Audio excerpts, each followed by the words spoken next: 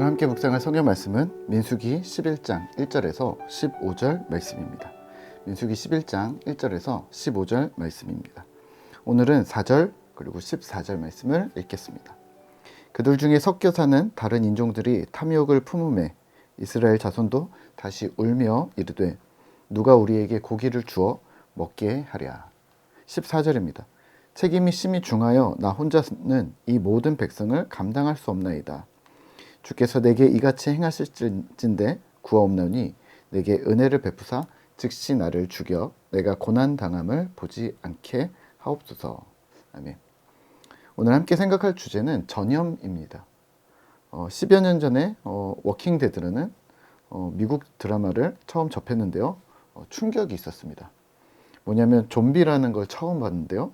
드라큘라나 뱀파이어 같은 물리면 변하는 괴물로 변하는 영화인데 좀 달랐습니다.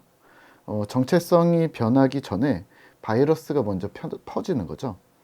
그러니까 드라큘라나 뱀파이어는 목덜미를 물리면 흡혈귀가 되거나 죽는다면 이 좀비는 신체 부위와 상관없이 팔이나 다리, 손가락 어디든 물리거나 아니면 핥힌 상처라도 나면, 그러니까 상처가 나면 좀비가 됩니다.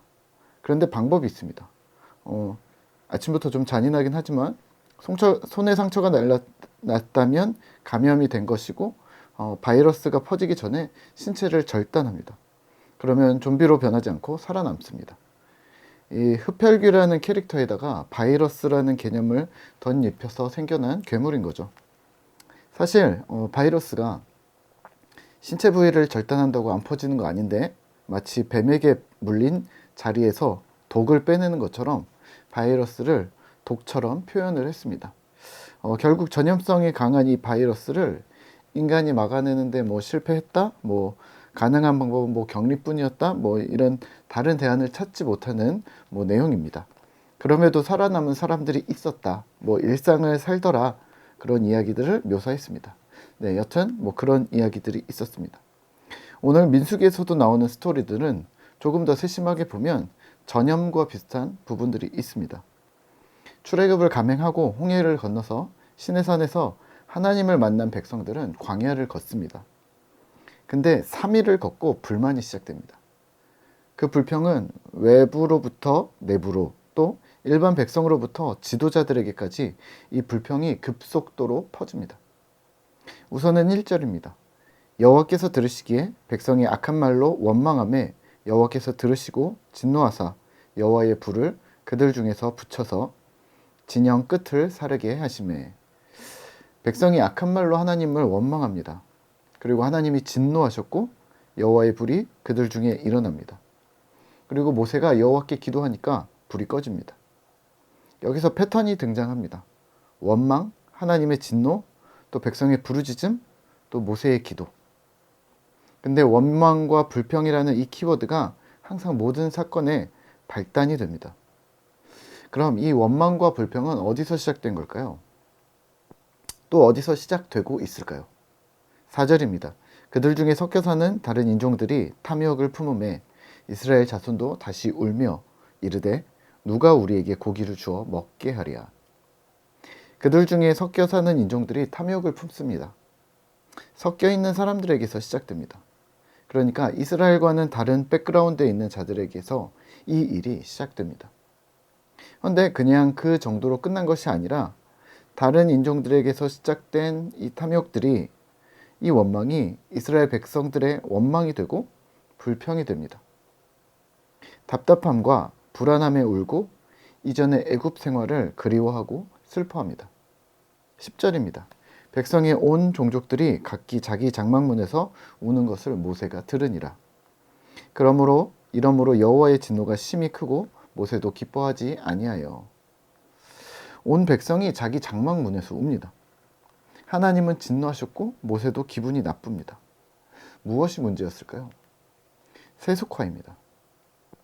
다른 인종들이라고 우리가 먼저 살펴본 이유는 다른 백그라운드, 처음부터 하나님이 주인이 아니었고 이방의 가치관, 우상의 문화, 풍요와 다산을 따르는 배경에서 자라온 자들입니다. 물론 이들은 이스라엘의 출애굽을 보며 하나님을 따르기로 한 사람들일 텐데요. 하지만 이 위기 상황에 이들은 지금까지 자신들의 방식대로 말하고 행동했겠죠. 그리고 이 가치관에 이스라엘 백성은 동조합니다. 마치 전염병처럼 말입니다. 몇몇 사람들에게서 시작된 이 원망과 불평이 삽시간에 이스라엘 전체로 퍼졌고 급기야 온 이스라엘 종족이 하나님이 눈앞에 있는데 애굽을 그리워하면서 옵니다. 오늘 신자된 우리 역시 같은 상황입니다.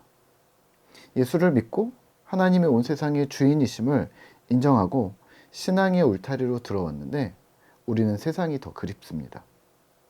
세상이 더 공정해 보이고 세상이 더 합리적이고 더 따스해 보입니다. 무엇이 잘못된 걸까요? 분명 출애굽할 당시에 핑크빛 인생, 애굽의 종살이보다 더 나은 인생을 꿈꿨을 텐데요. 그게 지금 현실로 이루어지지 않아서 그런 것이 아닐까요? 근데 기억하셔야 할 것은 하나님은 핑크빛 인생을 제시하지 않으셨습니다.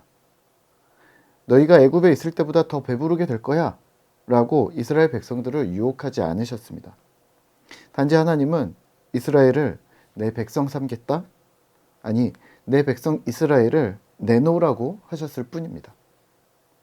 그러니까 하나님의 백성이 되는 비전과 소망에 인간인 이들은 자신들의 생각을 넣었고 자신들의 기대를 넣었고 그것이 이루어지지 않았을 때 실망했던 것이죠. 그러면 이들은 무엇을 기대했을까요? 또 자신들의 생각, 자신들의 기대는 무엇이었을까요? 애굽에서 400년을 살았던 이들, 또 이들 중에 섞여 있었던 다른 인종들을 포함해서 같은 꿈을 꾸고 있지 않았을까요? 세상적인 성공, 부유함, 명예, 안정감, 그런 것들이 아니었을까요? 오늘을 살아가는 신자된 우리 역시 마찬가지입니다. 세상의 기준이 우리 신앙의 기준이 되어서는 안 됩니다. 교회 다니는 것이 내 성공을 돕거나 세상에서 내가 잘 살아가는데 보탬이 될 거라고 스스로 기준을 정하셔서는 안 됩니다. 그게 세속화입니다. 세속화는 하나님이 주인이 아니라는 말입니다. 세속화는 세상이 중심이 된다는 말입니다. 세속화는 그 세상을 살아가는 내가 내 삶의 주인이 된다는 말입니다. 세속화가 우리의 믿음으로 들어오게 될 때 우리는 조급하게 되고 쫓기게 될 것입니다. 세속화가 우리의 가정으로 들어올 때 우리 안에 평화가 아닌 불안과 불투명한 미래가 남게 될 것입니다. 세속화가 우리 개인 안에, 내 안에 가득하게 될 때 사람을 숫자로 보게 될 것이고 어떤 척도로 보게 될 것이고 내 기준으로 서열을 만들기 시작할 것입니다. 상대의 직업이나 성격, 사회적 지위, 부유함, 학력 등등 어떤 조건들이 기준이 되는 것은 세상입니다.